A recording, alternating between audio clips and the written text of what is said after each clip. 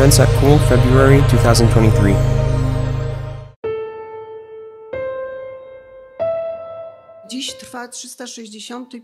Today is the 365th day of the Russian invasion on Ukraine, exactly at 4 a.m. Polish time on the 24th February 2022.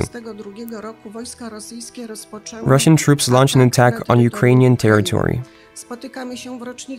We are meeting on the first anniversary of this attack to discuss what Ukraine is like today, 1 year after the outbreak of the war. What consequences the aggression has had on the international order in Europe and in the world, and what are the prospects. We will also talk about the political and legal consequences of the war for the civilian population.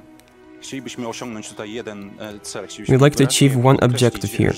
We'd like to make it clear that Russia's aggression against Ukraine was a violation of the international order in force for a very long time.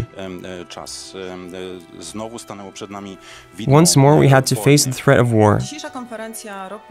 Today at our conference, 1 year after the invasion of Ukraine, we have no doubt that this conflict is a turning point. It was and still is a turning point in the history of the international relations, in the history of the world. It has challenged assumptions about security. It has brought the specter of threats of both nuclear and energy calls. It has disrupted the economy. It is an event of the global significance, but one cannot forget that it is actually Ukraine that suffers, the Ukrainian people who have been directly affected.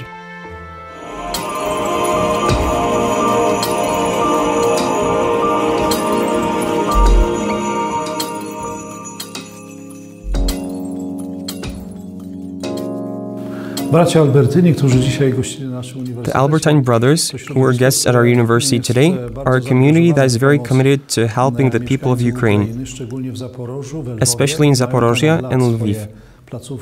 In those places they had many different facilities for some years, such as canteens, bakeries, and also places where children and young people can spend their free time. I remember our first trip in March. We were traveling, and there we realized that there was a difficult situation with fuel.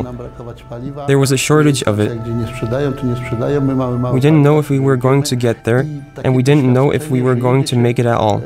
We were going towards the unknown without any guarantee that we were going to come back. We came to the Catholic University of Lublin at the invitation of the rector, who had become interested in the activities of the Albertines in Zaporozhye, thanks to Bishop Jan in Sobila. Our brothers have been working in Zaporozhye for 20 years and are operating there in the Albertine way. They run a shelter for the homeless and an open kitchen for the poor of the city. Dla ubogich miasta.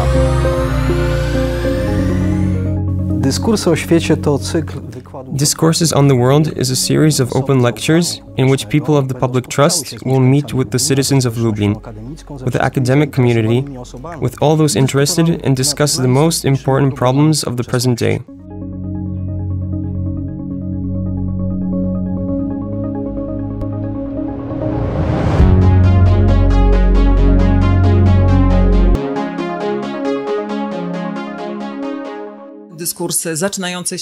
We start the series of discourses with the discourses of decency in politics or decency versus politics.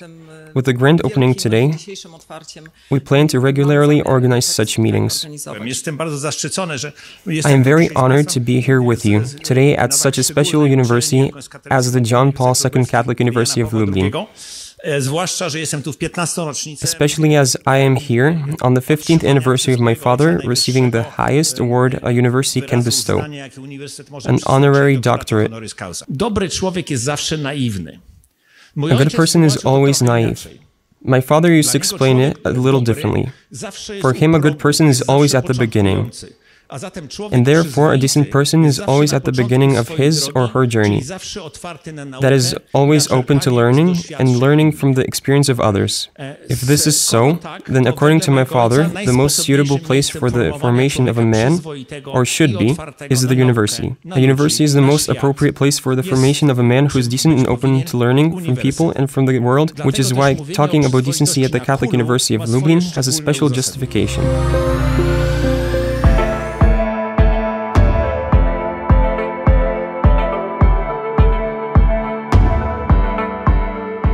service learning is the method in which we are connecting the learning at the university, in this case, with the service for the community. I think it's important because the university has also a role in the society to contribute to the solving of these problems, but also learn students how to behave as active citizens. Uczestniczymy w międzynarodowym projekcie Uniservitet. We are participating in an international project called Uniservitet, and we are also implementing a program for the Ministry of Education and Science to develop this method and implement it in teaching classes. This workshop today with our expert from Slovakia is intended to train a group of leaders who will apply the method in their own classes and disseminate it to various departments.